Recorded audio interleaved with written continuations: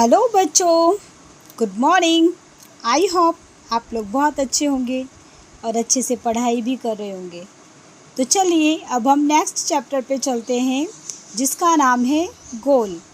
देखिए ये जो है बुक हमें पता ही है, मल्हार नाम से बुक है, 6th क्लास की हिंदी, चैप्टर नंबर 2 गोल। तो चलिए आगे पढ़ते हैं हम। इस पाठ का नाम पढ़कर आपके मन में कुछ गोल वस्तुओं के नाम या चित्र उभरे होंगे। गोल जैसे गेंद, गोल जैसे रोटी, गोल जैसे चंद्रमा आदि। लेकिन ये पाठ एक विशेष प्रकार के गोल और उसे करने वाले के बारे में है। ये पाठ एक प्रसिद्ध खिलाड़ी के संस्मरण का एक अंश है। आइए इसे पढ़ते हैं और जानते हैं कि कौन थे वे प्रसिद्ध खिलाड़ी। ठीक है, यहाँ का मतलब है, यहाँ पे एक है ना खिलाड़ी है, उनके बारे में बातचीत की गई है, उनके बारे में हम पढ़ेंगे आगे। तो देखिए ये कोई रोटी या किसी चीज़ की बात नहीं हो रही थी। गोल का मतलब ये क्या था, ये था एक खेल का नाम है ना। गोल खेल जो खेलते हैं उसमें जो जीतते हैं, जो गोल करते हैं, हॉकी में जो करना होता है उस चीज़ को गोल कहते हैं। ठीक है ना। खेल के मैदान में धक्का मुक्की और नोक-झोंक की घटनाएं होती रहती है। यानी जब मान लीजिए खेल वेल होता है तो वहाँ पे धक्का मुक्की, नोक-झोंक यानी कहा-सुनी भी हो जाती है। खेल में तो ये सब चलता ही है। जिन दिनों हम खेला करते थे उन दिनों भी ये सब चलता था। जब हम भी खेलते थे तब भी ये चलता था। सन 1933 की बात है। उन दिनों में मैं पंजाब रेजिमेंट की ओर से खेला करता था। एक दिन पंजाब रेजिमेंट और सैपर्स एंड माइनर्स टीम के बीच मुकाबला हो रहा था।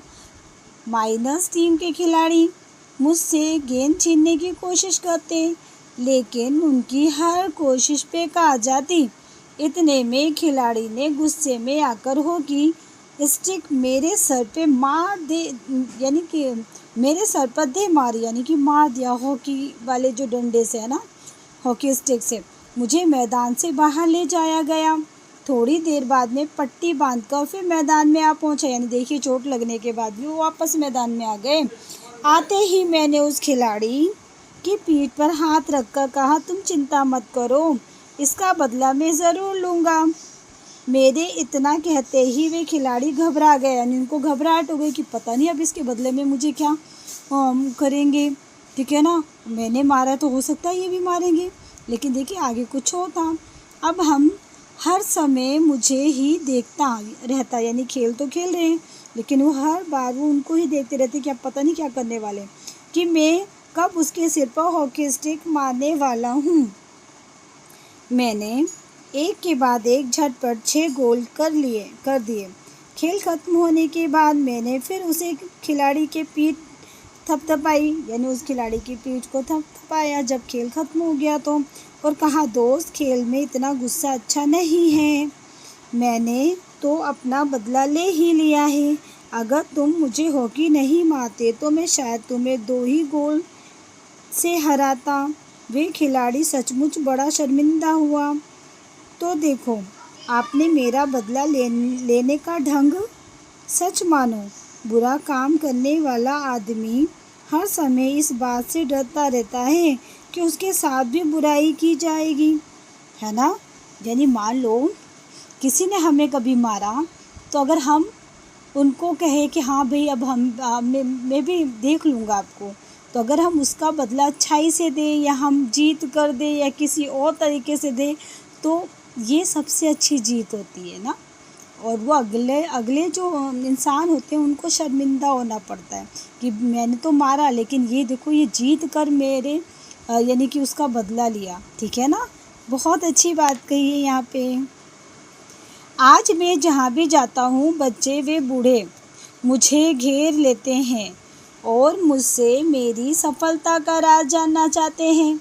मेरे पास सफलता का कोई गुरु मंत्र तो नहीं है, पर किसी से यही कहता कि लगन, साधना और खेल की भावना सफलता के सबसे बड़े मंत्र हैं। मेरा जन्म 1904 में प्रयाग में एक साधारण परिवार में हुआ। बाद में हम झांसी आकर बस गए। 16 साल की उम्र में मैं फर्स्ट ब्राह्मण रेजिमेंट में एक साधारण सिपाही के रूप में भर्ती हो गया। यानी कितने साल की उम्र में? 16 साल की उम्र में। मेरी रेजिमेंट का हॉकी खेल में काफ़ी नाम था, पर खेल में मेरी कोई दिलचस्पी नहीं थी। उस समय हमारी रेजिमेंट के सूबेदार मेजर तिवारी थे। वे बार बार मुझे हॉकी खेलने के लिए कहते। हमारी छावनी में हॉकी खेलने का कोई निश्चित समय नहीं था, यानी कभी भी खेल लेते थे। सैनिक जब चाहे मैदान में पहुंच जाते और अभ्यास शुरू कर देते। उस समय तक मैं एक सिखिया खिलाड़ी था, यानी कि नया सीखा हुआ कोई खिलाड़ी था। ठीक है ना। जैसे जैसे यानी कि मुझे कुछ ज़्यादा नहीं आता था, मैंने अभी ही सीखा था। ठीक है ना। जैसे जैसे मेरे खेल में निखार आता गया, वैसे वैसे मुझे तरक्की भी मिलती गई। सन 1936 में बर्लिन ओलंपिक में मुझे कप्तान बनाया गया। उस समय में सेना में लॉन्स नायक था। बर्लिन ओलंपिक में लोग मेरे हॉकी खेलने के ढंग से इतने प्रभावित हुए कि उन्होंने मुझे हॉकी का जादूगर कहना शुरू कर दिया। सही बात है, जब हम कुछ अच्छा काम करते हैं तो उस नाम से ही हमें यानी कि उस चीज़ के नाम से हमें जोड़ दिया जाता है ना। तो हॉकी का जादूगर उन्हें कहकर पुकारा जाने लगा। इसका ये मतलब नहीं कि सारे गोल मैं ही करता था, लेकिन क्या है, मेरी तो हमेशा ये कोशिश रहती कि मैं गेंद को गोल के पास ले जाऊं। ठीक है ना। गोल के पास ले जाकर अपने किसी साथी खिलाड़ी को दे दूं, ताकि उसे गोल करने का श्रेय मिल जाए। अपनी इसी खेल भावना के कारण मैंने दुनिया के खेल प्रेमियों का दिल जीत लिया। ठीक है ना। बर्लिन ओलंपिक में हमें स्वर्ण पदक मिला, यानी हमें गोल्ड मेडल मिला। ठीक है। खेलते समय मैं हमेशा इस बात का ध्यान रखता था कि हार या जीत मेरी नहीं बल्कि पूरे देश की है। तो मुझे हारना है या जीतना है, ये मुझ पे डिपेंड करता था कि अगर मुझे जीतना है तो दिल लगा के मुझे खेलना भी पड़ेगा। है ना। ये कौन थे? मेजर ध्यानचंद। कौन थे? मेजर ध्यानचंद। ठीक है ना। तो अब हम इनके परिचय के बारे में पढ़ते हैं। भी रुकिए। ठीक है, आगे चलते हैं। लेखक से परिचय सॉरी। यदि कोई खिलाड़ी अपनी आत्मकथा का नाम गोल रखे तो इस नाम को पढ़कर इतना तो तुरंत समझ में आ ही जाता है कि उसे खेल से कितना प्यार रहा होगा। जी हाँ, वे अमर खिलाड़ी हैं। हॉकी के जादूगर कहे जाने वाले मेजर ध्यानचंद इतने महान कि भारत उनके जन्मदिन को राष्ट्रीय खेल दिवस के रूप में मनाता है। यानी कि राष्ट्रीय खेल दिवस के रूप में जो मनाया जाता है वो किनका जन्मदिन होता है? तो मेजर ध्यानचंद जी का। ठीक है ना। आगे चलते हैं।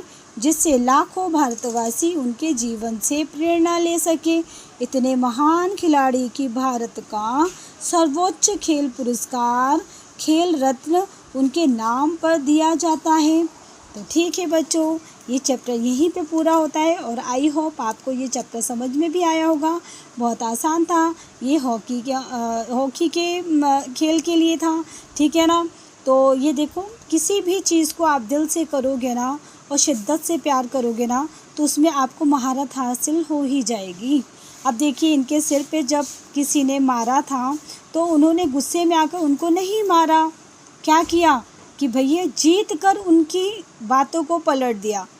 ये नहीं, गुस्से को चेंज कर दिया। किस में? जीत में। तो देखो, इसे कहते हैं प्रेरणा।